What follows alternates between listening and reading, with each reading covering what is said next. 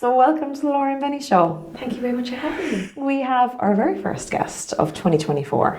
Do you feel honoured now that you're my joke? I am so honoured. I genuinely am so honoured. But also even just coming to your home and everything like that, it's so lovely. Meeting the puppy. Meeting the puppy. Oh, I'd better not say her name now, or she'll be over again. No, don't. Yeah, you know dogs. Yeah. So we're off to a great start. Yeah. 100%. And to actually start this properly, we better tell people who you are. Yes. This is Linda Foley. Sorry. There's cakes on the table.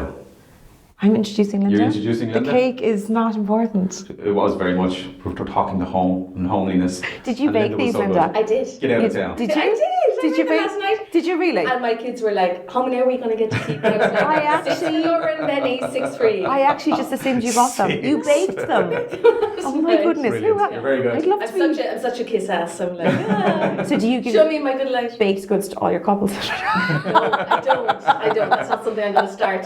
And I can't compete with, who do you have, even someone else on the We podcast. do have Tara from Broken Spirits coming in. So that's what I thought after I made them. I was like, what am I doing? She'll be coming now and, blowing me out of the water with some cake she'll be bringing later this week. But Poor Tara's going to be home going, oh, sugar, I have to bring cake. yeah, exactly. Tara, yeah, exactly. Get on it. Get baking. So Linda, you're a celebrant. I am. And we've seen you at quite a few weddings. Yes. We love working together. It's lovely. I do. I think we have a really kind of chilled and relaxed personality, but I find when we've met you as well, you're never kind of like flustered, you're never stressed, you're always just like going with the flow, smiley face, hug on arrival. I love it. Do you know what I think it is as well? Is for me, I always say all the work is done. Yeah. The wedding day for me is the part where I get to come and soak up all the love and all the fun and everything. So all the work is done, all the back and forth and what you want and it's all finalized. So then on the day it is just let it play, let it happen, with also the caveat that if it doesn't go as we expected,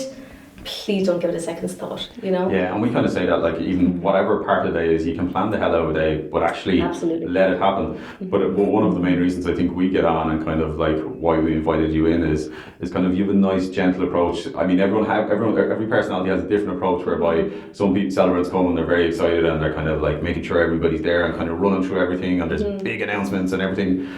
But like, you have a nice, gentle approach and you kind of let the tone be set by the couple, I suppose, and what ceremony they have, rather than coming in beforehand and kind of being too kind of regimented or something. You have a nice, gentle approach to how the ceremony starts even. It's all very nice. While controlling the crowd. Yeah. Well, thanks for saying that, because I think what I say is to couples is I'm going to be there at least an hour beforehand. Yeah. And I'm there if anybody wants to come to speak to me. Or if there is somebody maybe who's taking part in the ceremony, like, tell them to pop up and we'll have a chat and I'll talk them through it. But yes, everyone's a bit nervous on the morning of a wedding. And I always say to couples, really cool, you'll be fine. But I know that they're going to have, whether it's good nerves or just excitement, there's going to be that adrenaline. So I'm just there. Normally it's with the groom, if it's bride and groom. And I always say to him, your job is done. You're here. After that, you don't need to remember a thing. You don't need to remember anything we've discussed. This is my job. You're not looking after the photographs, Laura and Benny here. They're going to be looking after that. If you book the right suppliers, you can hand over and try to enjoy it as much as you can. Yeah, and you're in that moment. You're a guide rather than. Absolutely. So it's like you don't need to brief the groom for 20 minutes beforehand and really kind of ramp it up. It's like. You're a guide, you'll guide them through the whole ceremony. When they blank and kind of whatever the moment happens, it's okay. And they don't need to remember anything. Yeah. And it's really good you bring that up though, because like we'd be spending the morning with people, obviously they're sitting in their pre-dress to when they get dressed to when they go to the ceremony. And a lot of the time you'd be surprised the amount of discussions going on with they're trying to figure out themselves, okay, so I'm doing a reading, like but when do I get up, and when I walk up the aisle, which side do I sit on, and when I get up there, do I stay standing or do I sit down, and what do I do with the bouquet, and like people's brains just start running, like they go running into all these little details. I always say to people, it's the exact same as yourself, Linda. You've hired the right people. You actually don't have to think about anything. No. All you have to do is arrive, be there, and we're going to be there in every way we can. Exactly. From cueing music between the two of us to right, you're next, walk up the aisle, to when they get there, to you're there and you're gonna line everything up for people. But I suppose before we get into I've got loads of stories with ceremonies and I can't wait to hear all your stories. Before we get into the actual day of, I think when people go to ceremonies, and especially especially when you see all these lovely elements being added and the poems and the readings, and there's a little backstory about the couple and all these lovely bits and pieces. That doesn't just happen. There's actually a lot of work that goes on behind the scenes, and I suppose you guys have to write even scripts for the day. Do you want to tell us a bit about, like, from the booking side of things, kind of onto how the planning happenings before we get to the day, if that makes sense? Absolutely. And that's when, as I say, all the work happens then. So on the day it's all like just press play and it'll all happen magically. We wish. Yeah, exactly. We're trying to make it look great. Exactly. But what it is really is so initial inquiry. If the couple are court based, I normally try and offer to meet with them in person, because my whole thing is, there's a lot of celebrants out there, a lot of solemnisers, and fantastic celebrants, and Cork now has so many celebrants, which is a really good thing. It is. It's good to have choice. It is 100%, Laura, and there's enough work for everybody. There's too many weddings in Dublin. But there are so many weddings. Exactly. Like now, I am saying no more often than I'm saying yes, which is really great, and that's obviously to suit that's my a compliment own to you though as well. Yeah, but it's also to suit my own lifestyle. It's not that I have 7 days a week weddings every week. But so sorry, from initial inquiry, I try to meet them in person if I can, if they're Cork based, because also at that point, if they come and meet me, we sit, we have a coffee, we have a chat. I nearly do like a full consultation then, the fact that we've all arranged to meet. They don't even realise they're actually doing half the work. They don't even realise they're doing it. And then afterwards, I think they say, God, we're so exhausted after that, we better just book her. So your approach is to wear them down. Yeah, wear them down. Especially the guy there, like, I couldn't go through all that. Can you imagine at the end, so you're wrecked now, and you're out of caffeine, you book me, booking seat details. Exactly. But that probably gives you a kind of a good guide as to their personality and really what they like or don't like, and you can kind of see more. And then when it does come to more of the kind of, here's the general template of a ceremony and customize it, you can kind of give them good guidance as a starting point rather than doing it in reverse. Exactly, and that's it. And I'm just joking about trying to lock them in. It is great because I actually have all the information I need at that point. Like we could be chatting for an hour and a half, 2 hours with our last co-ceremony that we did. Katie and Cormac. Exactly. There you go. We were together for about 3 hours. You were saying that, And Katie's that chatty person. Katie's chatting, loves conversation. Yeah. So, like, I got more than what I needed for their ceremony. But it was so lovely. It was a beautiful ceremony. It really was. But they're so lovely, and just chatting to them was so lovely. Okay. So it can range from an hour, got all the details, grant, we're ready to go, to something like that. So sometimes I meet people in person and we'll do a full consultation, or otherwise we might do a Zoom, which I think everyone is availing of. We're all so used to it wonderful now. platform, Zoom now, exactly. And Zoom is as comfortable as being in front of person. I know it's nice to meet people face to face, but at the same time is Zoom, everybody is so comfortable and so familiar with video phones and everything like that it really does, it breaks the ice and everyone feels at ease. And it's like when you have a voice call, then it's kind of like, oh, I wish I could just have a video call, because having that kind of contact and seeing someone's genuine reaction does make a difference. It makes a huge difference, it does. So a lot of time it is on Zoom, and if it's on Zoom, I normally do just like a half-hour chat. So I always say, just so you can get a good look at me. See if you want to rule me in or definitely. But it's true, because personality kind of comes into it as well, because everyone has such a different approach to, all suppliers have different approaches to like every area within it, and Celebrant's the exact same thing. Exactly. And I know we're joking about locking them in, but I know that you'd be similar to ourselves when it comes to, you'd have a chat with someone, I'd never get someone to decide there and then, even if they're trying to say, oh no, like I'll book, you're like, no, have a chat between you and come back, make sure you're happy kind of thing. It's very important. I always say, if the two of you, I might say, no, go away and have a chat about it, or when you're going home in the car, or when we log off, I say, Laura might say, God, she was lovely, wasn't she? And Benny might say, she drove me bloody crazy. She's but too it's fair enough. But and I'm like, that's okay. That's okay. It's all about matching. We always, whatever it is, whether it's when people are searching endless suppliers for different things, it's all about matching up, because we all have different personalities, and it's the same way. Everybody has different groups of friends. Everyone likes different films, music, and photos. Like it's and how lovely that we are all unique. That we do want different things, But it means that all the personalities out there will find their person, because no two weddings are the same. No, like I've never said that wedding was exactly the same as that wedding. Do you know, ever? Which I think makes our jobs really interesting, and it kind of keeps you kind of motivated to the next one. Exactly. It is. You know, like No, you it have to totally like people. You do have to like You do, people. 100%. Yeah. And how far out do you find that people will book their celebrant? Like, what's your lead time about? Like I hear about people saying, "Oh, my books are open." I'm kind of easy enough. I mean, I know the blocks. the same. Yeah. Well, kind of am. We kind Like of leave it open. 2027? Oh, yeah. I look at it like I don't go away in April. Okay, you know. And I've never, thankfully, had to ever, transfer, Touch to wood. Celebrant or Touch anything. wood. Exactly.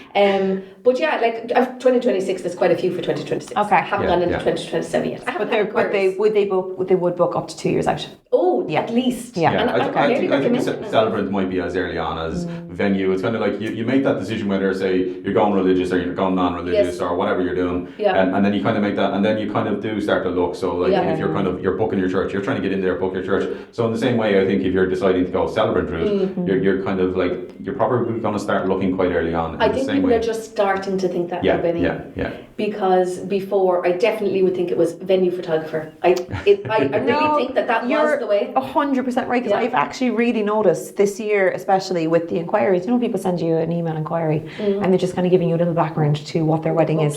And a lot of the time it would be like, this is my date and this is my venue, and that's all they would give me. Whereas now I'm actually saying, this is my date, this is my venue, this is my celebrant, and this is the time the ceremony is going to start at. This is the information they're giving me. Like, it's going to be a 2 p.m. ceremony on site, say, for example. So you are right. I think it's actually people are starting to see that you also need to lock in the celebrant that you want, because I think the celebrant on the wedding day is probably one of the most important things you book, because it can completely change the ceremony. As in, each person that you'd book has a different approach to it, and it'll completely bring a different atmosphere to it. Like we've seen obviously loads and loads of different celebrants, and everyone has their own way of doing it. But it does make but it does make a massive difference to the actual day. And then I suppose beforehand, how long before the wedding then would you actually have, I suppose, a pre-wedding chat to, I suppose, lock down what you want to do within the ceremony? So as I said, when I do the initial consultation, sometimes I get all the information there. That could be 2 years out. Wow. But obviously that information can change. There could be babies after arriving, new houses, there could be loads of stuff that happened. So we would meet again then nearer to the ceremony time. And what I'm saying lately to couples is, when you get your famous screen folder, big time, registration form, then we're really kind of in the countdown, or we're ready to go, and it's definitely happening on that date, and it's all really happening. Then we might meet again in person if there was an update, or I'll send through that first draft based on what we had, and we might just go back and forth via Zoom, or sometimes people email. And I always say to people as well, I know you have so many appointments, so many meetings. I don't want to be a head wreck to you that you're saying, God, we have to go meet that celebrant again. Because it does become overwhelming towards the end for people. It can, especially in that final countdown. So I'm like, if we've done all our work together, if we've met 2 years ago, a year and a half ago, I can take some of that pressure off you when you're going to see it here in front of you. I go off on tangents. But I want to cut across. You mentioned green folder, and I always do. I want to flag something like have a green folder plan on the day. Absolutely. So I always try to check nice and early, particularly if you're going to church.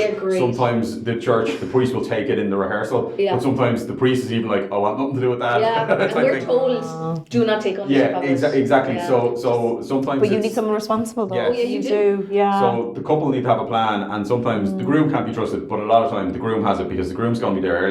Like you said, you might be there an hour beforehand. So it's a nice thing to drop off the green folder. You don't have to hang out with Linda for an hour if you're the groom type thing. You just drop it off, and it's a nice thing for yourself, because you just run through the paperwork and go, everything's in order, we're okay. But I always flag it nice and early has someone actually seen the green folder, and is there a green folder plan? And that's so helpful. It really is. Was it there a couple of weeks ago? You were at the church, and I literally had just driven down the driveway away from the bride's house, and I'm very close to the church, and he rings me and he goes, oh, we don't have the green folder here, you have it. And I was there in my head going, not once did I see a green folder or hear mention of a green folder this morning, because usually when it's with the bride, which is rare, you hear about it kind of thing. So I'm there trying to ring people that I don't have to turn back, because if I turn back I'm going to miss something to get like, do you have it?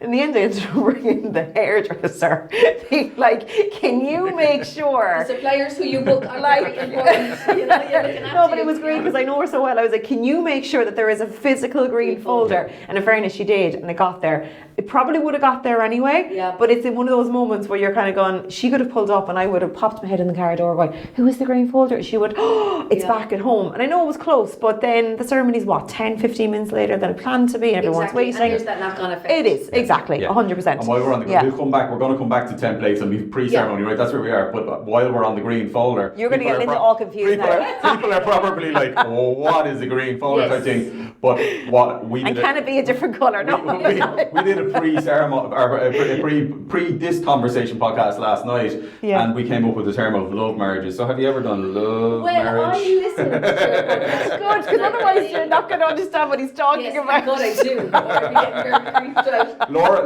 wants to have a love marriage. Yeah. She has a legal marriage with me, but she wants a love marriage with me. I didn't say that, but you heard it, On the podcast last night, he was talking about love marriages and legal marriages.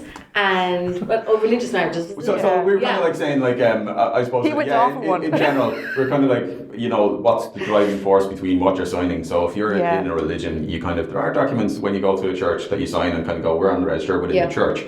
And then there's kind of like the register for the state and the legal side of it. Yes. Green folder people. Yes. And then there's just love. There's like just saying it because you actually mean it. Yeah. He's completely made it up. He's made it up, and I don't understand at all. So you want to lock that man in or that woman in and kind of say, I'll tell you my story. So myself and my husband Seamus were together for years and years.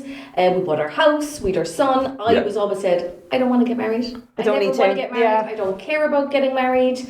I just want to love marriage. Yeah. No, I didn't want a marriage. I was like, we're fine. We don't need to get married. This is so funny that the celibate's like, I don't need a marriage. It's so true. Exactly. I know where this is going, lads, and it's going into which way you're voting in the referendum. But I always said no, and it wasn't that he was begging me, but we were just like, we're cool, we're fine. And would that be a durable relationship now that you had? Would you be voting yes or no now in a few weeks' time? I'll tell you what, I did change my mind because we had our son, and then he was due to start school, and James was like, you know what, I really would like to get married before he starts school, and and then I was like, okay, let's just get married. Yep. And we did, but talking about the love marriage and the legal marriage, legally getting married was so lovely. And it does feel different. Yeah. So I think it's like, it is a huge commitment, you know. Well, when you're saying it in front of people, and to write it down is, you are committing. Yeah. And it's kind of like, if you take it serious, I'm sure there's someone out there who's just signed a bit of paper, but it's not, if you understand the importance of it and the kind of the seriousness of it, and like, that does mean something, and it creates that bit of tension in the same way you were saying about the aisle walk. There's something special about it. It's because it's happening. It happens once and it is genuinely happening. And it is such a commitment, and you were saying, I choose you. Yeah. So I agree with you, Linda. Yeah. He goes off on one sometimes, and I'm like, what are you talking about? So I'm happy now that we're ganging up on him. Yes. This is great now that you've got two people against one. No one has come to you yet and said, I don't want to do the legal stuff. We just want you to be the master of ceremonies in our ceremony. Or have you ever done that? I absolutely have. Wow, because so I'm a celebrant. I started my training in 2017. Yeah. Okay. And so that was with an organisation where when I finished my training, I wasn't on the HSE Registered Solemnisers. So I was what they call probably like an independent celebrant. Mm-hmm. So I wasn't connected to any organisation. I couldn't do the legal signing. Okay. Which was absolutely fine and it was lovely. So all those ceremonies were love ceremonies. Love ceremonies. And we've made a term up about it. A lot of those ceremonies, again, so people understand, is they may have done the legal bit in the where people say, like, our parents would have said, oh, they're just going to the registry office, and there used to be a real downer on it. But now it's like there's more people who are actually, instead of going into the registry office, you're doing the registry office, say, in a hotel, effectively, because you're a representative, and you can sign as a solemniser, you can legally solemnize that wedding. So that's the same power as someone in the registry office as the old generation would refer to. They have the power to legally sign and marry people. So those weddings, they probably did do a legal piece, but what you're saying is, at that stage, you were doing the non-legal piece. So it what we call a symbolic, what I used to call a symbolic ceremony, now I'll call it the love ceremony. Does it have to be like love, though? Does it have to like that? So that's it. But you would have done ceremonies whereby they all were, until then I went back and did training like 3 years ago now. And that organisation that I can speak about, Entheos, they then nominated me to be on the Register of Legal Solemnisers with the HS. And while we're on that subject, so do you want to tell us a bit about what Entheos Ireland actually is? It Entheos Ireland? Is that the full name of it? Yeah. How? I mean, they'll be probably branching out. So it's like, I think we branded as Entheos because I think they may be going beyond Ireland. But so as I said, I was an independent celebrant for a number of years, and I'm very happy. But then I did get to a point where couples, because you can see the wedding industry changes as well, and especially the requirement for Celebrant Solemnisers. And there was a lot of couples who'd say, "Hi Linda, you did my cousin's ceremony, we absolutely loved it. Please tell me you're free for our date. We want exactly what you gave her. It was so lovely." And then I'll say, "Absolutely, I'm free and everything's great." And they'll say, "And can you do the legal signing?" And I'd say, "I can't. So I can do a symbolic ceremony for you, but you'd have to go to the registry office to do the legal signing with them." And for some couples, that was so important, which I completely understand. So it started to kind of stick in my throat a small bit that I couldn't offer them everything. So I was like, okay, so there's other bodies out there who can do legal signings, but I didn't really feel drawn to them. Nothing negative, just I didn't feel that I completely aligned with their beliefs. Until then I found Entheos and completely aligned with my beliefs. And basically it's quite simple, is that it's just all about inclusivity. So they want to be the yes people. So if no matter what your religious beliefs, your sexual orientation, whatever it is, you can come to us and we can give you the ceremony that you want. So like there's loads of different examples of that too. Like I'm not religious myself at all. We celebrate for our wedding back in 2011. But it amazes me how much I love and feel honoured to be able to give couples that. So one example I had was that there was a Jewish guy from Carmel, California, was marrying a Dublin girl, very Catholic, her family were very Catholic, but he had been divorced. So they couldn't get married in the church. And they were all at sea, and they didn't know kind of what type of ceremony they could have. So they said, we better go with a celebrant and we better get married in the venue. But when they started speaking to me and I mentioned that you can have religion in your ceremony if you wish, they couldn't believe it. She rang her mum and dad. They were so happy. So he incorporated elements of his Jewish faith in the ceremony, and her family did some prayers of the faithful. And I was shocked at how moving it was to see them all there, feel that they were getting their wishes, even though I didn't. But people's faith brings them a bit of comfort as well. And when you can bring, if you have that kind of comfort, I suppose, taken away from you in a sense of he felt he couldn't get married in his own church because he had been married before or whatever the reason was. It does actually give people a bit of relief to feel, oh, we're free to do what we want and we can combine the two and celebrate both beliefs and both families. And why can't we do that? Exactly. Why are there rules that, oh, you've been divorced so you can't come into our church? And anyway, that's a whole other thing.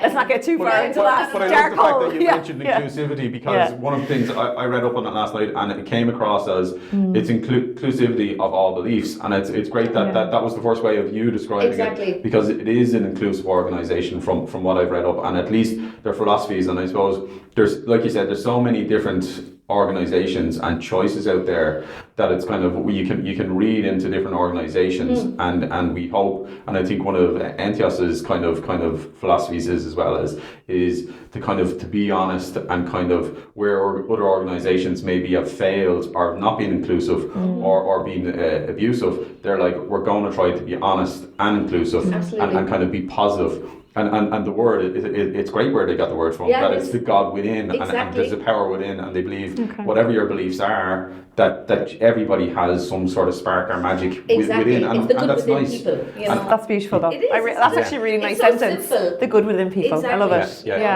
And that's great to see. So it's like when people do search, and they might see different organisations, and they might have a philosophy that they put out there, and I suppose Entheos is the same as other organisations, whereby you don't have to be part of the organisation officially or kind of be active within the organisation, whereas in some religions you do, and that's correct, and there's a faith, and that's part of that if you want to get married in a certain environment, that you're part of that organisation.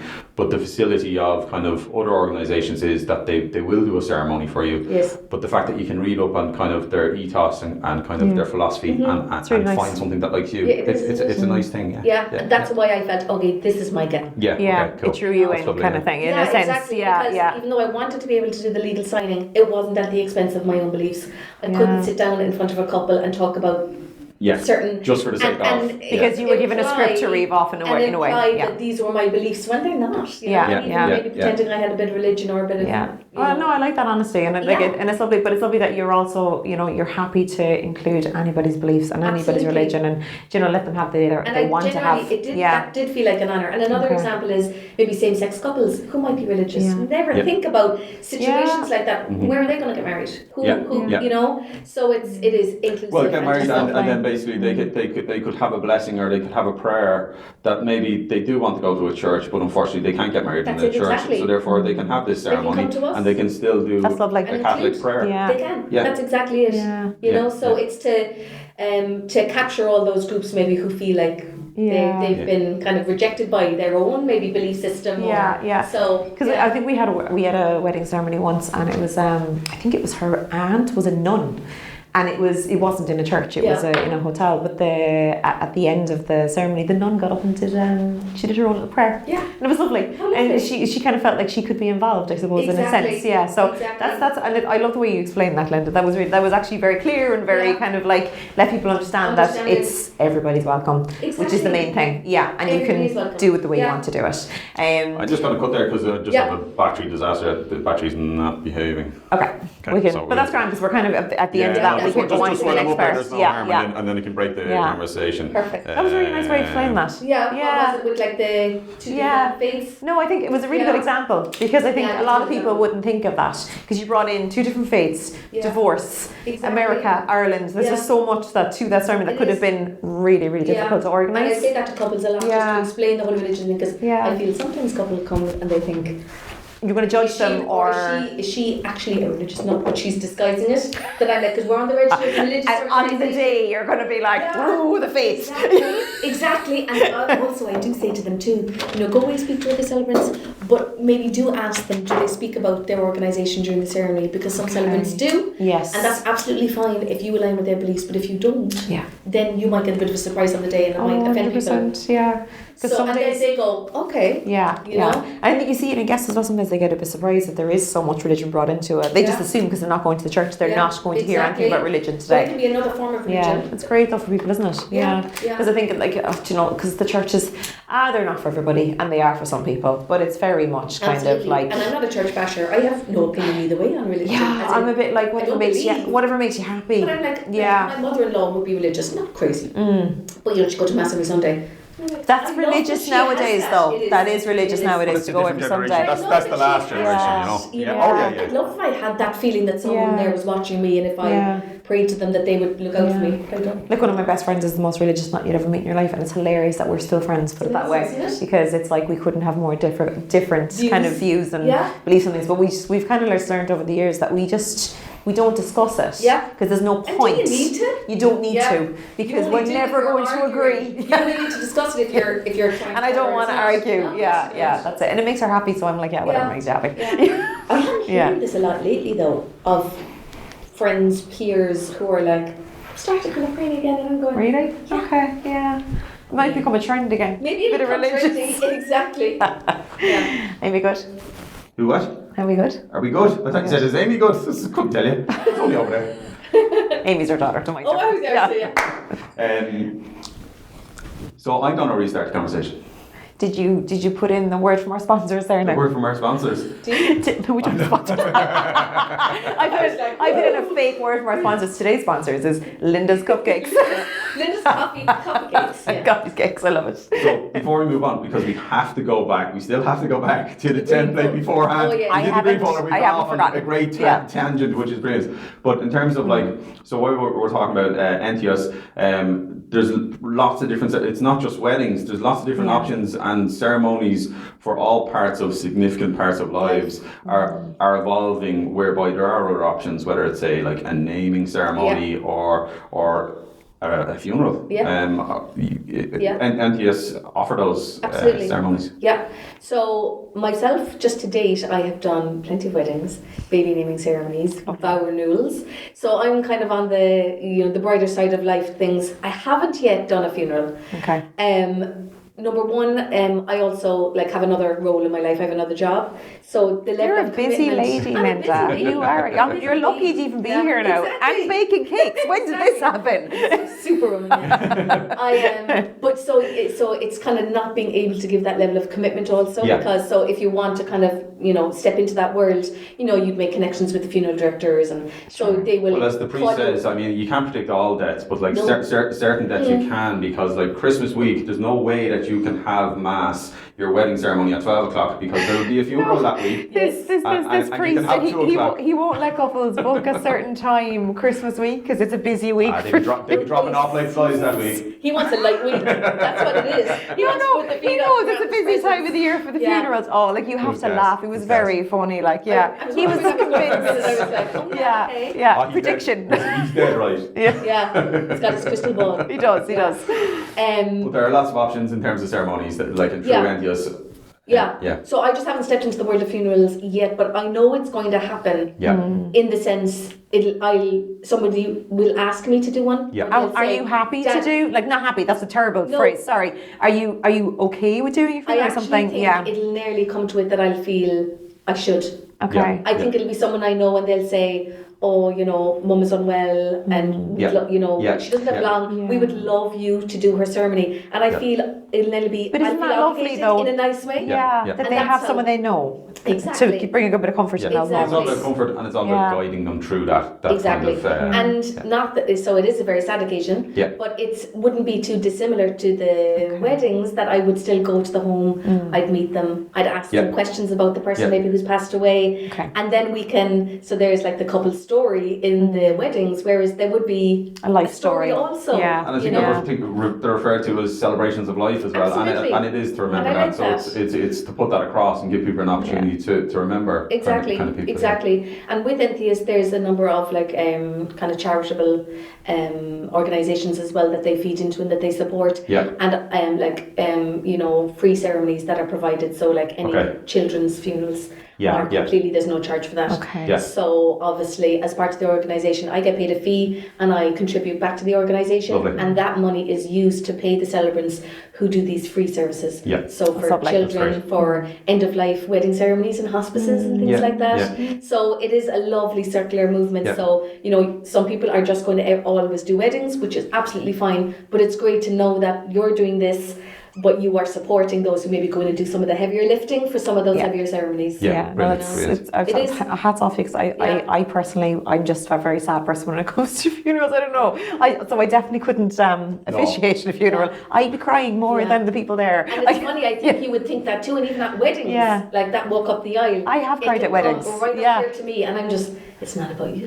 Put it together, and you have to. But isn't it amazing though, the way, I think it's the atmosphere of the room and whatever music is playing, and I suppose you spend some time with people beforehand and you kind of half get to know them, and then for some reasons there's some moments and you're like, I'm actually, if it was my own life, probably wouldn't be crying. No, you'd be but I don't know why I feel emotional in this moment for these people. I don't know why.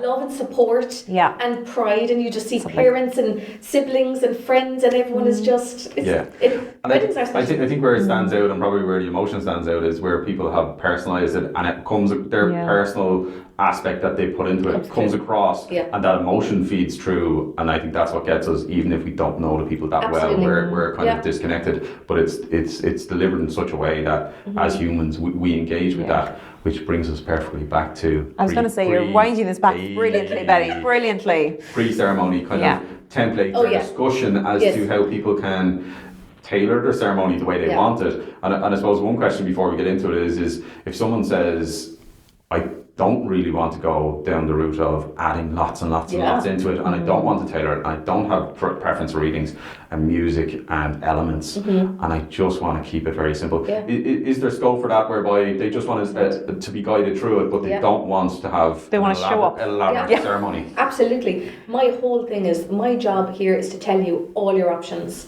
And after that, you are the one who's going to create your ceremony. I guide you through it. I give you all your options, and even when I'm going through some of the elements or the enhancements that you can include, I'll say, You might love some of these, you might absolutely hate some of them, but I'm going to tell you them all so that you don't say, oh, that celebrant I chatted with on Monday night, she didn't tell us that at all, because I'm going to tell you everything.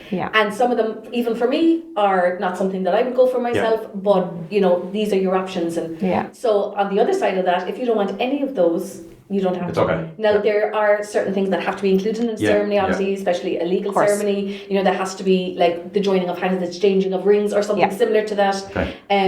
You know, vows, the declaration of no impediment, which the way I do it is it's long, kind of not nice wording. It's very clunky and it's not romantic. It's a double negative, which people get. So it's a tangled twister. But yeah, you're right. It can be long and kind of a tricky one to kind of get through. Yeah. So what I do actually is for the signing of the register part during the ceremony, it's like a natural break in the ceremony, and I always say to couples, there'll be some nice music playing, and your photographers will be up taking a few photographs. So I have that wording printed, and I just point to it, and they can read it quietly. I've seen you do that. It just has to be done within the earshot of their two witnesses and their solemniser. So everyone, all those people are up by the table anyway, so they just read it quietly. So they don't have to say that on mic unless they want to. And then I just have them saying, I do, in front of everybody, and obviously then they have the option to write their own vows, which is so beautiful, those who do. And those who don't, that's absolutely fine. No one is going to say they never share their own vows, you know. But you don't. I think you still see it more that they don't share their own vows than you see it that they do. Now you see loads of people that do, but I think the majority still don't. I think they still go by the scripted part that you would have, kind of thing, just to repeat after me, kind of part of it. But before, you know, because couples say this to me before they meet us. So say they've kind of booked in their meeting with you. This is their final consultation with you to go through all the details. And as people say, well, what do I need to do before? Like, what do I need to know? What do I need to prepare? What's my homework before I meet you, Linda? Do they need to kind of have a lot of things planned before they meet you, or can they just go in completely kind of blind and then you lead them through it, or what's the best way for couples to kind of approach that? For me, you have all types. You have people who know exactly what they want, and a lot of the time I start by saying, have you been to a celebrant-led ceremony before? Now you would think, like most of these couples are in their 20s, early 30s, most of the time, you would think that they have because they're so popular now, but it still shocks me how many people haven't. Okay, I retract. Laura was right. I did hear you say that last night, Laura. Thank you, Linda. I think I've been stitched up. No, it is true. Like, because I do, because you'd be chatting to people before the wedding, and they'd be asking me a million questions, and then I go, have you been to a wedding outside of a church setting? And they go, oh no, I've never been to this before. I don't know what's happening. I don't know how this works. It surprises me. It does surprise me too. It won't be that way in a couple of years' time, because there's so many now. But I normally, I don't lead with that, but I normally ask that early on, because then I know, okay, they've seen some before, and they might have an idea what they want. They might have went to 10 last year. Exactly. Because 10 of the friends might have done it last year the same way. And then if that is the case, I say, okay, so you probably know what you want, or more importantly, what you don't want. So then I let them lead it a bit. But sometimes they've never been to one before, so completely blind, and they don't know anything, which is great. I kind of do the same with both, but I think I just maybe let the couple lead a bit more if they've been to one before and they kind of know what they want. But talking about, I know you were talking about template and questionnaire and all that, so I'm looping back. Exactly. We'll have you from now on. You can just be a resident. Facilitator. And if somebody knows nothing, is there kind of like do you give them a guide document, or kind of like of endless options, or how do you approach that? I actually don't. I know a lot of celebrants do, have a questionnaire that they'll send out to couples. I think I kind of keep that because I want to talk through it with the couple. So they understand. Rather than sending it to them and they fill it out, they may be parts but they don't understand, so then they might just move on. So that's what I do at my consultation, is that I go through with them. So I'm like, okay, so these are options, and I'll explain each option. Or, okay, vows, have you thought about, you must say this wording, but I explained this, I'll have it printed. Or you can write your own. If you want to write your own, these are your options. So I kind of use that rather than sending it to them and they kind of are going through it by themselves. I use that as our speaking point. Okay. So yes, I have questions. And on the vows, would you give them any advice? If they are writing their own vows, do you kind of just let them work away and then they do their own vows? Do you give them any advice on vows? Do you tailor vows, like if they're under the vows? Because everyone's different. And What I do is I'd say to them, if they do want to write their own vows, I say have a little discussion between the two of you, just so that you're going to try and agree loosely a tone and a length. And then we did our own vows. He was very emotional, and I just roared, laughed away my own. So mean. But I suppose on the flip side is, it's like, we were our own people. We took our own approach. I knew he was going to cry on our wedding day, and I knew I wasn't going to cry, and I knew to stop myself from crying. So if I started, I wouldn't stop. Yeah. I went on the very lighter humour side of vows, whereas it was a bit more kind of like heartfelt. I actually meant it, so deep down I wanted a love marriage, and Laura just wanted a legal marriage. You know, she wasn't giving me the emotion. So you kind of you can but that is because we're pretty like we're pretty easygoing in life. But to some people it could be. You are right though. It could be a bit like the first person goes and you're like, oh my god, that was so emotional. That was beautiful, and you look in your own going, oh God, I went the whole other way. That's exactly it. And that's why I say it's not for the guests. This is not a performance. This is just about you and you're speaking to each other. But where I would feel for sometimes is if somebody brought the romance and really heartfelt and so beautiful, and then I don't think you do feel bad about it. No, I don't. If you did, some people may feel, oh, I feel so bad because you said such beautiful things and I just kidded around. And so I just say that to couples, and that's fine. That's your personality. They're very clear. If you know it's coming, or if you know you expect it when it does happen, you kind of like that's okay because that is that person. But I suppose you're right. If really kind of like you knew the person could have been a certain way and you thought they were going to go a certain way, but they don't deliver that to you, and then you kind of get that in the moment. And it's just for the person who does those vows that they don't feel bad. It's not even for the recipient because they love you and they know you're a great crack and all that stuff. It's for maybe if you feel, oh, I wish I had taken a bit more seriously, because you're not going to get to do it again. No. So it's just more advice in that sense. And then also if people are like, we don't know where to start, but we just want something very simple, but we do want to say something, I'm like, you could even just agree 3 promises. And that's very simple. That's and a nice way of doing it. it. Could be a bit funny, it could be a bit personal, you know, I promise to wash your soccer kid, or whatever it might be, you know, whatever it might be. And then I do say to them, if you want to send them to me separately, and I can kind of weigh them for romance and length.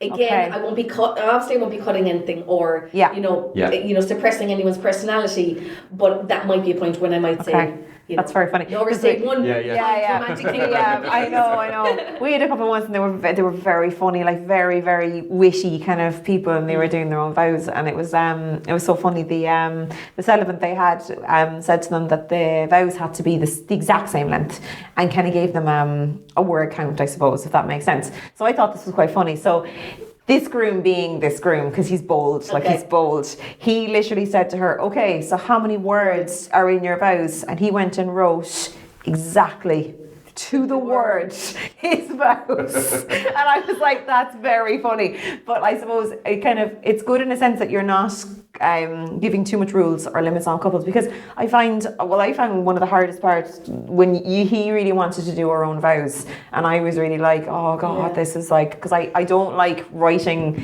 especially, so it's hard enough to write things, but hard emotional things, and then to say it out loud in front of everyone, you know, it's huge. So I think I found writing my own vows one of the hardest parts pre-wedding. And then I left it go until I think it was 48 hours before Linda, because I just couldn't. I couldn't get myself to write them down. But if somebody had given me too many, you can't, you have to. Oh, I would have been like, we're not doing it. We're not doing it. We're just going to go back to the other ones. That's why you give those various different options to make 3 promises, if that's all you want. No, that makes sense. If someone's not verbal or really doesn't want to do it, lots are coming out in these podcasts. And they want to have a little extra action. I suppose there's so many different options now in terms of and there's lots of people are coming up with great ideas and making it personal. Whether it's like the tradition is obviously the hand fasting, because that's like an ancient tradition, and then there's like. It goes all the way to sand pouring and wine boxes and vodka boxes, and then one of the great ones was kind of like someone they were doing an oak tree, but actually so a mother kind of raised the oak tree and kind of brought it up to a certain point so that it was ready for the ceremony and it's fledgling and it's ready to go into their new home. Beautiful. And it's good mark. So lots of people are coming up with lots of different ways, but there are lots of different elements or actions. What's the one you see the most? I think, you know what, the traditional one that we all know from the church ceremony, the candle lighting, which we forget actually is a ritual. You just take it as a given there, the fact that I didn't even mention it there. But I also think that is a really good one, because sometimes, and I do ask couples as well, is there anybody maybe in your families who's holding any tension with the fact that it's not a church ceremony? Sometimes people might say, normally someone else would say, your mom, or my grandfather on the day he passed was still asking me when I'm actually getting married. Like, I mean, because we didn't go to the church. So that was just a different generation. So you are right. There is some people that are like, I can't believe we're not now here with a priest. So I ask that question, and sometimes there is, normally it's a grandparent or maybe a parent. And I always say to them, you know what, let's begin with the candle lighting ceremony, because at least that's something familiar to them. And when they come in, they're like, what's this about? What's this a wedding? It's in a hotel. What's going on? And then they see them light the candles at the beginning of the ceremony, and it can actually be a nice little leveler. They're like, okay, I recognise that. This now is a ceremony of sorts. And it can actually nearly relax them. You nearly see them kind of going, okay. And then so many times, what for me is the biggest compliment of all is when people like that come up afterwards and say, that was so beautiful. You know? So that is so lovely. So I still think the candle lighting is really nice. The symbolism is lovely. The two individual flames candles. and fire, there is something magic about it. Fire, bit of fire. Unless it's outdoors in the rain. We've done that with the flamethrower. Exactly. We had a flamethrower out. We had a rain one. Insisted on not letting the weather get at her wedding. But we had flamethrowers in the rain once. It was really cool. Not in the ceremony now. Evening entertainers. But it was kind of like, it was big enough that there was going to be flamethrowers there, fire breathers, but the fact that now it started to rain and it really created a mad it was atmosphere. cool. Was it? Everyone didn't care. The place and they didn't care. That was completely off subject, but go on. And then with the candle lighting as well, like a lot of time you see that you'd have two different people light the outer candles, and then the couple light the middle one, it's which is really nice. It's a nice way to involve family members. That they can get maybe, you know, and I never assume, obviously that's another thing, especially with Entheos, with my training with Entheos, was also just to be so aware of everybody's different situations. That's right. So now I don't refer to the bride and groom anymore, I refer to the couple. Because it's not always a bride and groom. I don't refer to, is your dad going to walk you down the aisle? Because maybe the dad isn't with us anymore. Maybe the dad's not on the scene. Make it into the car now, you know, we're breaking down all barriers. Mum is allowed to go in the car. Yeah, I heard this too, and I think that's a great idea. With one of the partners. But it's true though, and a lot of in the morning. Parents are walking their child up the aisle as well. Couples are walking each other up the aisle. There's lots going on. Lots going on. Loads of different ways. People are doing it their own way, which is fantastic. So and then I suppose when there's so for the elements, and I call them elements because well that's the word. Would you use the word elements as well? Or rituals? So like I suppose we probably do, and to the point of I have to remind myself to ask the couple, are you doing candle lighting? Because you see it at probably like 97% of weddings in the year that like you have to remind yourself, but check in because it'll be the one day they say to me, we're not doing that ritual or that element. And then I suppose when there's kids involved, the ones that we would see the most would be the sand pouring. Do you see a lot of that with kids? Sand is lovely. I see it mostly with kids, and it's absolutely fantastic, I think, when maybe there's a blended family, if there's been kids maybe from a previous relationship, because then to see them all like joining together as one, and you know the symbolism is that once the sands are poured into the centre vase, it can no longer be separated back to its original colour or form, just as E4, 5, 6 are joining together as one and can no longer be separated. Like what's happening here today is going to bond you together forever. So it is so lovely. But then also some couples, even without kids, are doing sand blending ceremonies, more so for couples if maybe there's maybe one from Ireland, one from South Africa, a couple who we both spoke to recently, and he would bring sand from the beach where he grew up nearby, and she would have sand from Ireland. But I do also give one example of somebody who travelled from California to get married and married a girl from Ireland, and his mum brought sand from a beautiful Californian beach, and her brother ran down to the beach the morning of the wedding and got sand from... I know exactly what you're going to say. From Clonakilty, and the sand from California poured into the centre vase. You could hear angels singing. It was, and then the other sand just went plunk, clunk, clunk. We've seen wet sand quite a few times. Try the sand. So I'll never make that mistake again. I always say to couples now, make sure you get in advance, lay it flat on a baking tray, put it into the oven, and then sieve it. This is back to the baking. Hey. Make sure it's the good stuff. It's the good stuff. Exactly. So sand blending can be lovely if there's reason behind it. And that's what I always say too about the rituals. You don't have to throw everything in it. At the ceremony, because it can become a bit circusy. But then I also say, but if you want to, we're doing it. If that's what you want, that's exactly. And I suppose it is one thing whereby a lot of people, like there's so much to a wedding day, but the ceremony is such a key part, and it really is, I think, to the couple as well, is like that's so important, and that bit of saying I do and legally kind of binding together is like it is so important. So there's no need to rush it either if you want to enjoy it. Absolutely. And I do think it's becoming more important than maybe what it was before. I think maybe it was considered as the part that once we get that over and done with, then we can get on with the rest of the day. Yeah. Whereas I think now, because it can be so personalised, it is becoming a bit more special and fun. It can be fun. It can. We can laugh, we can joke, we can say bold things if you want to say bold things. We can, we know in the couple story section. Yeah, exactly. Yeah. Yeah, and for that's bringing that up, the couple story section. Do you write that script yourself? Do you get a bit of background and then you kind of put it together? Or how does that work? Exactly. So, like at the consultation, we'll sit and we'll go through everything that they want to include in the ceremony, the rituals, the enhancements, readings, everything else that goes in. And then also I will then say, okay, do you want to get another cup of coffee? And then I start asking questions. So you caffeinate them and then you ask them, okay. Do you want to get another glass of wine? If we're having a glass of wine when we're going through it all. And think it come out. Exactly. Yeah. But what I do reassure them is that anything that you say to me now while we're chatting and I'm asking all these questions, I will be sending that to you word for word. So if there's anything in it that you change your mind about, or you're driving home in the car and you're like, what did you tell her that for? I don't want her telling everybody that on the day of our wedding. Then it'll be taken out. So I send the whole couple story to the couple for editing, for taking out, or for maybe correcting me. Maybe I pick something up wrong. I don't want to do that on the day. Because timeline and stuff is very important. Because a lot of people, the love story or the story of the couple is kind of like that is becoming a big part of a ceremony. Yeah. But some couples aren't even aware that celebrants do that. So I actually think it's really nice that you do that. So one, it's aware that you're actually going to go into it and you're going to go into it in such depth, and they can kind of go say, actually, we don't want you to go into it in that depth. That would be my nightmare if I thought that I included anything in the ceremony where couples, and I say that even when I said to them, I'm like, here it is attached.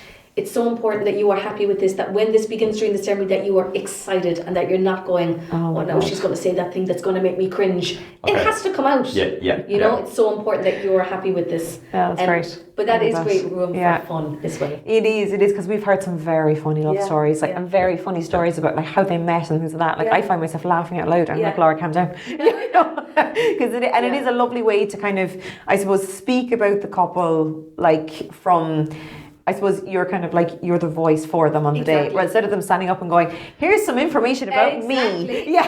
And I even say that to couples when I meet them and we're going through that couple story section. Afterwards they say, that was lovely. And I'm like, but when did you ever sit down and say, well, we met in 2006 You're not going in to. this nightclub, and he shimmied up to me in a Hawaiian shirt, and I was like, that was me and my husband's story. I was like, what the hell, who's this guy? He shimmied up to you in a Hawaiian shirt. It sounds like they get on. I can shimmy. Exactly. So, but like, when are you ever going to sit down and tell someone? I don't think I've ever sat somewhere and been like, right, no, so tell you about myself, right? So what this date and the whole process is really nice for couples. And I feel they go away and they go home in the car and they're like, we really enjoyed that was so lovely. So then they're excited for that to be told to their family and friends on the day. Yeah, and I mean, and the great thing about the ceremony that we've done with you, Linda, as well, is like, so obviously you've got your own role as the celebrant and you've got all this information that you have to go through and processes, and like there's little things that make ceremonies. So the ceremonies are beautiful and you know the words and everything said and the actual actions, but you have a lovely way of forgetting about the fact that there's photographers and videographers, you know, capturing moments and all those bits and pieces, but you have a lovely way of, you know, setting things up where, for example, at the start, where if they are lighting candles, that, you know, you bring them around the table and you face them out to the guests so that, you know, everybody sitting there can actually see that this is what's happening now. And this is, you know, if someone starts laughing, that's why they're laughing, because the candle wouldn't light, or rather than just asking them to stand with their back to the room and everyone's kind of doing this and they're doing this, because and what's happening. They do disengage. You're 100% right. And like it's kind of, and it's you've got this lovely way of like, as I said at the start, you never seem to get flustered or panicky or anything. Everything is just at a nice, steady pace. It makes the difference in a ceremony that the celebrant just feels comfortable. They know what's happening next. They're like, okay, we're going to be doing this. So what we're going to do is we're just going to take the 10 seconds it takes to walk you around and show you to everyone. And I'm not like, and obviously for us, then that has massive benefits when, you know, you give them the wedding photos and videos afterwards. But I'm never really think, when I see couples standing with their back to the room, I actually never really think of like Ben plays a different angle. We'll have something. We'll document the moment. I never worry about those things, but I always stand there thinking, well, if I can't see what's going on, no one else in the room knows what's going on. And especially when it comes to, so like if it's a candle lighting, I suppose you could use your imagination. They're lighting candles, I have an idea. You might miss a joke because they've got the back to you, kind of think someone messed up or something, and it's part of it. Like a handshake. Exactly, yeah, like literally holding, the pure fear. But then there's elements, and like you touched on it, that like, you know, not everybody has been to wedding ceremonies outside of a church, and if they have, they probably haven't been to many, so they haven't seen all of the rituals or all the elements that can be brought in. So if you're doing something like a sand pouring or a hand fastening, or, you know, the wine and love letters that go into a box, that's not something that we see, see maybe a handful of times in the year, where they write a letter to each other, they pick their favourite drink and they put it in a box, and then they decide a date they're going to open it, or a reason they're going to open it. So if somebody's doing that, and you, again, they've just got their back to their, sure, it's lost. Exactly. It's, what's the point? In like, I know there's a point that, you know, the couple have done it for themselves, but they've invited all these people to be part of it. Exactly. And it's so important. And that's what I always say to the couple also, like, you know, bring them around the back of the table, particularly to light the candles, especially if they're doing it themselves at the beginning of the ceremony. Because I say to them, you know, you'll be a bit nervy, you'll be walking up the aisle, and actually it's great. Well, I'm going to bring you straight in, I'm going to turn you around, and you're going to look down that room at everybody, and then all the nerves are going to melt away, because you're going to see all the smiling faces, all the love, everybody's there. And again, that's a similar thing to couples, you know, who sit maybe with their backs to their guests, which is absolutely fine. Again, it's whatever you want. There's layers to everything, and the couple decides. And I think the space dictates that sometimes as well. But I do also say that some couples say, oh no, we want to sit with our backs to our guests because we'll be so nervous. And I'll say, if you want to sit with your back to your guests, 100%, that's how you'll sit. But let me just say to you that if it's because you're nervous, you'll probably be more nervous with your back to your guests. Because you can't see the reactions. And you're going to have to get up at some point to exchange rings or do something, and then all the nerves kick off again. And then they say, you know, I didn't think about it like that. So it's about kind of predicting how they're going to feel on the day, and using all of our experience with previous ceremonies to say, have you thought about this? Have you thought about that? You know? No, but it was just something that I've noticed with you, and it's not just even with the couple, it's with, you know, the bridesmaids when they're standing or where they're going to, or, you know, giving a bridesmaid a second to fix a dress because she spent time and she wants to flick it out and show it off, kind of thing. Or if there's musicians there, and a lot of time there is live music in a ceremony, you know, giving them a little nod to be like, you know, oh well, you know, it's time for this song, kind of thing. Let's go. And you know, if it's a song that the couple are really looking forward to listening to, just give them a moment to play. And you know, it's just something that I always feel like when we're doing a ceremony together, I never feel like, all right, Laura, quick, because they're gonna move on to the next thing really quickly. Or that's good to hear. Do you know, it is lovely, because I kind of feel like, you know, well, if I feel relaxed about, like, you know, we're just taking a moment to enjoy this part that we've planned, rather than, oh, that's enough of that, or move on to that. Then if I feel that way, the chances are everybody else in the room also feels that way. And it's and I'm bringing it up because it's not an easy thing to do, and you're probably doing it so often that you're kind of just, it's second nature to you, you're an autopilot in a way, but you probably don't realise how lovely it is that the way you do things. And I just wanted to bring it up because it's, I'm coming down here again next no, because it's not something that you see. Obviously every ceremony ever has different ways of doing things, but it's just something that when I hear your name, I'm like, oh, lovely. Oh, that's so nice. No, it is, and it's genuine. It is good. I think just as we talk about couples booking their photographer or their celebrant, and that has to be, it also happens with suppliers. Of course. There are suppliers that you're just going to click with more. Even before our last ceremony, Benny, you were like, Linda, are you okay? I'm going to stand centre. Now as they're coming up, I was like, of course. And then Benny was like, you go right and I'll go left. And I'm like, absolutely. But even just having that, because it was a very tight room, so we were in a small room, so it's kind of, you got to be careful, and it's very easy whereby we could just at the start be bumping, and I don't want to turn and walk into you, and you're actually trying to get your first words in, so it's very important that you're comfortable as well. That so coordination is so important. So it is I also get excited when I look and I see who the suppliers are and say, yes, I know it's all going to, and ye care, and I said this to a couple recently, who've been in touch with you, I think, ye care about your couple so much. Oh, we do, Like, you would go, you go and fight for them if something's happening. Like, you're not photographers. I kind of go mama bear, and sometimes I'm a bit like, oh, you can't be doing that to that person now. You let them enjoy their day, don't do that. And it's not for you want photographs, so we're going to get you the best photographs at any expense. We want you to enjoy it. We don't want to upset you or your family. but we are here, and also I never even know you're there. That's the best compliment that we want to hear, to be honest. That's what we want to hear, because we don't want to be. But first and foremost, it is like if the couple are getting married, that's why we're all here. Yes. And then it's a family day. Exactly. So it's like if someone from outside of your family was butting in, doing something, nobody would want it in their family. So it's like we're people first, and then we're happy with photography afterwards. And I think that is approach, and I think that's your approach as well. Yeah. And then I suppose like one of my favorite things at a ceremony is children. They bring the crack. Exactly. Was it Sean and Sean's wedding? The one here. I popped this up here so I could be like, I'm going to change all these around, Benny. I'm very proud of myself now. I popped this here. This was actually their speeches, and their little fella was she didn't know he was going to do the speech. No way. Oh yeah. She was trying to hold in the tears, but he got up and did a speech, and the two lads were like, "Ha, we caught you!" It was brilliant. They made her cry eventually. But I remember, so we had an outdoor ceremony for that. It was beautiful. So again, like outdoor ceremony, obviously you've got more space and everything, and it was lovely. But I remember, was it there? They have a little girl as well, and do you remember? She walked up the aisle and she had flowers in a basket, and I think she was a little bit nervous, so she wasn't really like, throwing the flowers on the way up. But when she got to the top, it was great.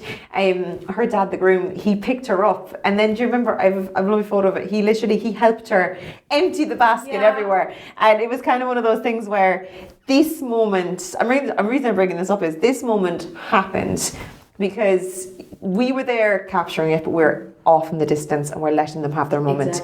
You were there knowing that their music is cued, the groom is ready, and the aisle walk is happening. So you're standing off as well, just kind of letting it happen. Exactly, Linda. Happens. So I think if like, that's magic. And if somebody had come up and been like, stepped in and you sit down there, love. Like this beautiful moment wouldn't have happened. And it's kind of like, it's just a small example it's the way you approach things. And it was lovely that day, because I love when kids are at weddings, and aisle walks are absolutely, and you've seen it the way I've seen it, they're absolutely hilarious what they get up to. And it either goes brilliantly and you're like, I cannot believe that they were that good in that moment, or it's an absolute disaster and it's hilarious. I nearly prefer the disasters because I say to couples, I can stand up there for 3 hours and talk about love if you want me to, but let's keep it short, sweet, let's keep to the point, let's make it all about you and make it personal. And what I always say is, if something goes wrong, let's work with that, because that's what people are going to remember. I can say love is this and love, but really it's when the kids do something funny, or the dog has like rings attached to his collar. The fear. And he's bringing them up, and he's just at the end of the aisle shaking, and the rings are going flying, which happened. Did it? And that's happened. And everyone was scrambling around. Did the rings fall off the collar? The rings fell off the collar and rolled under. I was like, just a ribbon. They found them, They were someone was trying to stick like the box in under the collar. They found them. Okay. But like those things you'd say like that, I don't get flustered. I loved that. Because everybody loved it. There was nudging. The dog has dropped the rings, and it doesn't have to be. It doesn't have to be perfect. In actual fact, it's better if cringy, it's not. But it's perfect in its imperfections sometimes. Perfect doesn't exist, and it really doesn't. We all aim for perfection, but it's a goal we'll never get to. They never work with kids and animals, and I'm like, bring them on. I love it. I love it. No, and because people do bring their, and you obviously, I know you're a dog person, because my dog welcomed you at the door, and you spent 10 minutes in my kitchen, literally on the ground playing with her. But so obviously, like, 'cause some people say that to me, they're like, they're very good about it. They'll say, we've 2 large dogs, and they're like our children, and we really want to bring them. I'm just checking in with you. Are you okay with dogs? And it's so nice of people to actually check. Like, are you okay? Because I suppose not everybody's okay with that. So obviously, if you want to bring your dogs to the wedding, Linda's up for it. 100%. I encourage it. I'm always like, is she coming to the wedding? They're like, no, she's absolutely crazy, so she won't be coming. And I'm like, oh no. But obviously, I completely get it too, because then it can be another headache for a couple. Big time. It's too much. And also, sometimes it's not fair in the dog. That's right. Because there's a lot of clapping, and there's a lot of stuff as well. Strange environment. They'd want to be pretty cool and calm about the whole situation. But people know that. People know their dogs. And their kids. Sometimes. And I suppose, because you kind of have touched on it there, so there's still, and we've talked this round in circles when it comes to timing of bits and pieces. So a lot of the thing, we'll be chatting to couples before the wedding, and like if they say a name like yourself, I'm like, okay, I have an idea of how long Linda's. I'll ask them what their elements are and how much music and stuff, and then I know it's you. So I'm like, okay, the ceremony's going to be around this long kind of thing. I'll know in my head. Obviously, I don't know every celebrant, so you have to kind of take a guess. But you'd ask some couples sometimes, and did the celebrant give you an idea of how long long the ceremony will be, kind of thing, based on, you know, what you've added and their love story and the all walks and everything. And I still get told sometimes, 20 minutes. Yeah. Yeah, so like, so the schedule is, Laura, so 2 to 2:30 is the ceremony, right? And then from 2:30 to 3, we'll be doing the photos, and by 3:15 we'll be in the drinks reception. And I'm kind of looking and kind of going, 3:15 now we might be finished the receiving line if we're lucky. It's not as simple as that. Yeah. And even I always say like, that'll be around a half an hour, but then it even shocks me that it might be a bit longer. Or and it's so funny because when I'm meeting with couples, it's always the guy. It's like this one question: how long will it be? It's always the guy asks that. But also I remind them that it goes so quickly. It does. Like the whole day goes so quickly. Yeah. But the ceremony as well. And that's why I just say, try your best to enjoy it. Yeah. Don't worry about anything. Try not to. I'm not saying don't, because that can be difficult. But try not to worry about it. And try to sit back and listen to every word. And, you know, especially if you're sharing vows, look at the person. Yeah. Sometimes it doesn't always happen. You know? And sometimes they look at me it's tricky. and I was just about to say, that's a bit freaky. You're there guiding them through it. So both of them are looking at Linda and it's kind of like... And I just do this look. Yeah. And then they go, but it's those little things that like, come on, be in the moment as much as you can. And I know it's difficult, but if you add in 4 songs, 3 readings, a couple of elements of whatever it is, it's like it's not going to be 20 minutes. Exactly. It's more like 30, 40 minutes. But the thing to understand is that's fine. Exactly. Yeah. So like if your ceremony is 20, 30, 40, 50 minutes long, that's the length of your ceremony. Exactly. But it's just more, I suppose, you would be good at it as well, like it's the advice you give to someone. So like, you know, based on what we've just planned out, that's a 40-minute ceremony. So you go, well, at least I know that now. So I can plan the rest of my day around it. Whereas, you know, like giving someone advice where like you've added in every element you can imagine. You've got like 5 or 6 songs thrown in. You've got a huge aisle walk with a load of children. You've got 300 people coming to the wedding. That's not going to be 20 minutes. No, it can't be. It can't be. And the thing about it is as well, like, you know, obviously no bride or groom wants to be late for their wedding, but on time is never the exact, especially when you're in, I suppose you would be in a lot of wedding venues and a lot of, you know, hotels and places. There's a bar available to the guests, ringing that bell, trying to get them to get from the bar to their seat. You know, and like the bride or the groom or whoever's walking up the aisle, they can't walk until everyone's seated. So like it's not that you're late, it's just that this is the time it's starting. You know, this is the estimate we gave for the start time, and it usually happens 5-10 minutes afterwards. And these are all things that, like, you know and I know, that we just kind of have to factor in so that you don't feel stressed or pressured. After about 10 minutes before the ceremony starts, I stop looking.